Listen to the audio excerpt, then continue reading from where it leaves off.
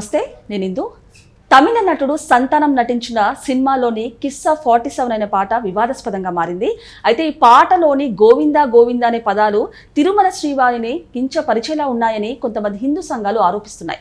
మరి దీని గురించి మాట్లాడడానికి మనతో పాటు డాక్టర్ దుర్గా వడ్లమాని గారు ఇప్పుడు మనతో ఉన్నారు. నమస్తే మ్యామ్. నమస్తే అండి మేడం, మరి చూసుకుంటే తమిళ నటుడు సంతానం నటించిన సినిమాలోని కిస్సా 47 అనే పాట ఇప్పుడు ఒక వివాదాస్పదంగా మారింది. అంటే పాటలో గోవిందా గోవిందా అనే పదాలు తిరుమల శ్రీవారిని కించపరిచేలా ఉన్నాయంటూ కొంతమంది హిందూ సంఘాలు ఆరోపిస్తున్నాయి. ఏ విధంగా చూడొచ్చు మ్యామ్? అంటే ఇప్పుడు మనం ఈ మధ్యకాలంలో చూసుకున్నామంటేనండి కొంచెం హిందువుల్లో ఐక్యత అనేది మనకు కనిపిస్తాం చెప్పాలంటే. సాధారణంగా మీరు చూసుకుంటే హిందూ మతం కానీ హిందూ మతానికి సంబంధించిన అంశాలు ఏవైనా కూడా సినిమాల్లో చాలా చౌకబారుగా వాడడం జరిగింది కూడా. అప్పుడు ఎవరు పెద్దగా పట్టించుకునే వాళ్ళు కాదు. అంటే అసలు ఒక కాలంలో మీరు చూసారంటే అంటే ఒక 80s 90sలో అసలు ఎవరు పూజలు చేయడాలు ఎక్కువగా, అంటే అప్పుడు బొట్టు పెట్టుకోకపోవడం ఫ్యాషను, తర్వాత పూజలు చేయకపోవటం ఫ్యాషను, అట్లా ఒక దశాబ్ద కాలం నడిచింది. ఓకే. మీరు ఆఫ్ లైట్ చూసారంటే మనకి ఎప్పుడైతే భక్తి టీవీ లాంటివి వచ్చాక పూజల మీద ఇంట్రెస్ట్ పెరిగింది. తర్వాత ఈ యూట్యూబ్ ఛానల్స్ వచ్చాక భక్తి అనేది ఒక ఆడంబరంగా మారిపోయింది. మీరు ఒక పండగ చేసుకున్నారంటే దాన్ని ముందు యూట్యూబ్లో చూపించారు. అంటే మీరు పూజ చేయటం కంటే కూడా అలంకరణకి ప్రాధాన్యత పెరిగింది. అంటే ఇవన్నీ ఎందుకు చెప్తున్నానంటే వేర్ వీఆర్ స్టాండింగ్ అనేది. ఇంకొకటి చూసుకుంటే ఇప్పుడు ప్రతి ఒక్కళ్ళు కూడా అది హిందూసా నాన్ హిందూసా అని కాదు, మీరు గమనించండి. ఈవెన్ ముస్లిమ్స్ కూడా మనలాగా పసుపు దంచడాలు, పసుపు రంగు చీరలు కట్టుకోవడాలు, పసుపు రంగు బట్టలు వేసుకోవటాలు ఇదివరకు ఎప్పుడైనా మనం ముస్లిమ్స్లో చూసామా, క్రిస్టియన్స్లో చూసామా? చూడలేదు. కానీ ఇప్పుడు జరుగుతున్నాయి. వాళ్ళు తాళి వేసుకుంటున్నారు, క్రిస్టియన్స్ తాళి వేసుకుంటారు, అంటే సిలువ వేసుకుంటారు కానీ పసుపు తాడు వేసుకుంటున్నారుగా, పసుపు దంచుతున్నారుగా. ముస్లిమ్స్లో పసుపు దంచుతారు, మీకు తెలుసో లేదో. అది ఎక్కడి నుంచి వచ్చిందంటారంటే ఆవిడెవరు జోధాబాయి నుంచి వచ్చిందంటారు. అంటే మనం హిందూస్ ఎలాగైతే ఇప్పుడు హల్దీ కార్యక్రమం ఉంది వాళ్ళకి, ఆ విధంగానే ఉంది వాళ్ళకి. అంటే చాలా మంది నేను చూసాను, అంటే ఎంతమందికి ఉంది నాకు తెలియదు, బట్ దే హ్యావ్. అంటే మీకు జోధా అక్బర్ తెలుసు కదా, అక్బర్ జోధాబాయిని చేసుకున్నాక ఈ కల్చర్ వచ్చిందంట. ఓకే. సో మీకు ఆంధ్ర ముస్లిమ్స్ అంతా కూడా చాలా పాటిస్తారు. నేను ఎందుకు చెప్తున్నానంటే హిందూ కల్చర్ అనేది ఈవెన్ వాస్తు నమ్ముతారు ముస్లిమ్స్, నమ్ముతారు క్రిస్టియన్స్, ఈవెన్ జ్యోతిష్యం ఇప్పుడు ఎవరు చెప్పించుకోవట్లా. అంటే తర్వాత ఇదేమంటారు సీమంతాలు చేసుకోవటాలు, ఇంత ఆడంబరంగా ఎవడైనా సీమంతాలు గతంలో చేసుకున్నారు? లేదు లేదు. ఓకే. అవేర్నెస్, ఇది అవేర్నెస్ కాదు, I'm sorry, it is not awareness, ఇది ఒక షో బజ్ లాగా. ఓకే. అంటే ఒక యూట్యూబ్ ఛానల్ చేసుకుని ఒక యూట్యూబ్లో మనం చూపించుకోవటం, అంటే అలంకరణ చేసుకోవటం, ఇవన్నీ చేసుకోవటం, సీమంతం అనేది కూడా ఒక ఎక్స్పోజర్ లాగా. అవేర్నెస్ కాకుండా కేవలం షో బజ్, నా దృష్టిలో అయితే అలాగే కనిపిస్తుంది ఎక్కువ శాతం. అంటే ఒక అట్లీస్ట్ ఒక 60% అలాగే ఉంది. నిజంగా చేసుకుంటున్న వాళ్ళు తక్కువ మంది ఉన్నారు. అంటే ఇది మన ఆచారం, మన సంప్రదాయం అని చేసుకునే వాళ్ళు తక్కువ, ఇది ఎక్కువ నాకైతే కనిపిస్తున్నారు ఈ మధ్య కాలంలో. అదేవిధంగా ఇప్పుడు సంతానం విషయానికి వచ్చేసి గోవిందా గోవిందా అనేది కిస్సా 47లో గోవిందా గోవిందా అని వెంకటేశ్వర స్వామిని కించపరిచినట్టుగా ఉంది. అంటే మీరు యాక్సెప్ట్ చేసేసారు ఇన్ని రోజులు, కించపరిచినా ఏం చేసినా.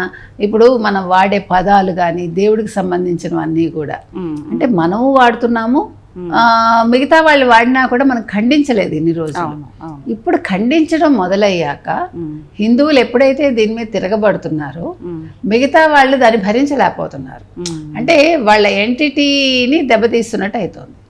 అంటే ఏంటి వీళ్ళలో ఇంత స్పందన ఎందుకు వస్తుంది? వీళ్ళు ఎప్పుడు కూడా జడాల్లాగా ఉంటారు కదా, హిందువులు సడన్ గా కళ్ళు తెరిచారేంటి అంటే తెరవాలి.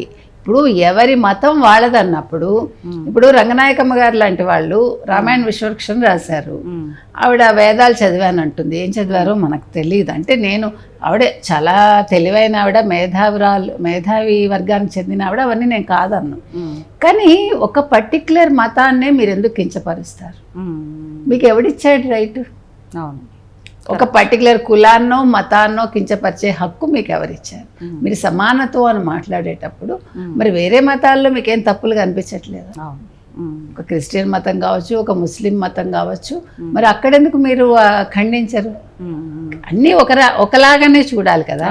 కాబట్టి నేనేమంటానంటే ఇవాళ సంతానం ఆఫ్ కోర్స్ చాలా మంచి యాక్టర్, అతను చాలా సరదాగా చేస్తాడు, అతని సినిమాలు బాగుంటాయి, నేను చాలా చూసా కూడా. అంటే తమిళ్లో అతను మంచి పన్ను ఉంటుంది అతని క్యారెక్టర్స్. ఇప్పుడు మనకి సునీల్ లాగా మీరు ఇందాక అన్నారు, మర్యాద రామన్ చిత్రాన్ని అతను తమిళ్లో చేశారు, రీమేక్ చేశారు. తర్వాత బాగా హిట్ అయింది అది కూడా. అతనికి అంటే అతనికని ఒక జోనర్ ఉంది, అతనికంటూ ఆడియన్స్ ఉన్నారు.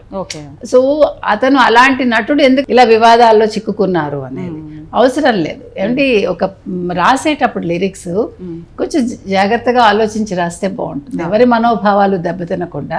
అంటే ఇందులో మీకేం తప్పు కనిపించకపోవచ్చు, రాసే వాళ్ళకి కనిపించకపోవచ్చు, మేబీ వీ డోంట్ నో, కానీ వినే వాళ్ళ కొంతమందికి అబ్జెక్షన్ ఉండొచ్చు. మీరు కాదు అంటానికి మీరు నేను సరిపోం.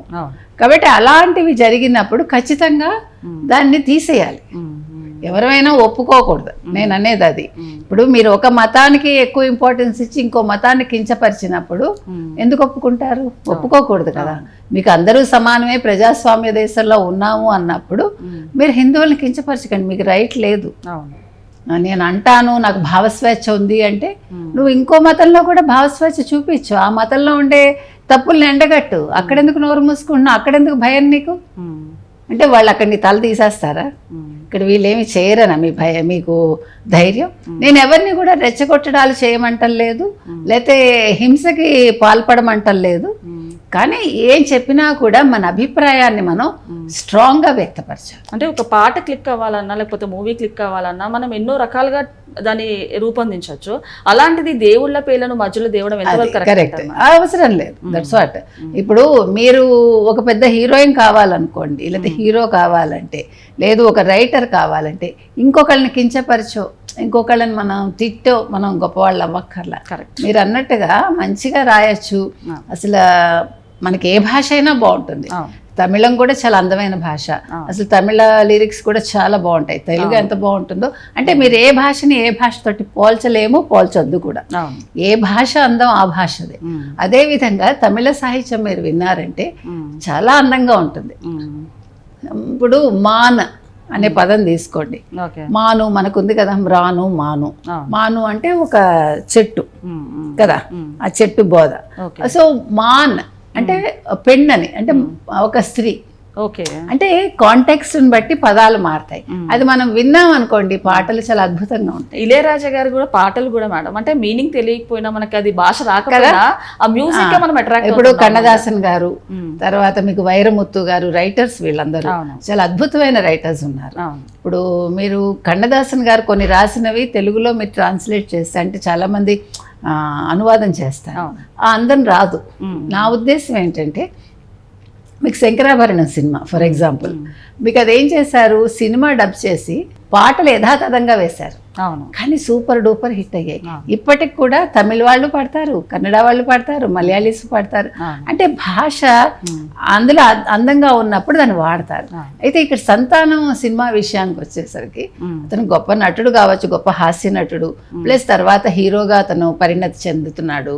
ఈ క్రమంలో ఇలాంటి వివాదాల్లో చిక్కుకోకుండా అతను ఆ పాటలో ఉండే ఆ లిరిక్స్ తీసేస్తే బాగుంటుంది. 92 లక్షల మంది వ్యూస్ వచ్చాయి అంటే అది క్రైటీరియా కాదు కదా. ఇప్పుడు కూడా రాసి కాదు కావాల్సింది, వాసి కావాలి. అంటే 92 లక్షల వ్యూస్ వచ్చాయంటే చాలా మంది పబ్లిక్ అయితే రీచ్ అయి ఉంటుంది. సో అందులో కించపరిచే వాళ్ళు కూడా చాలా మంది ఉంటారు, మంచి చెడు ఉంటారు, ఎక్కువ దాన్ని ఖండించిన వాళ్ళే ఉండొచ్చు. కాబట్టి 92 లక్షల మంది చూశారు అంటే దాన్ని వద్దన్న వాళ్ళే ఎక్కువ ఉంటారు. కాబట్టి మీరు దాన్ని తీసేస్తే బాగుంటుందని మనం చెప్తున్నాం. Okay madam, thank you.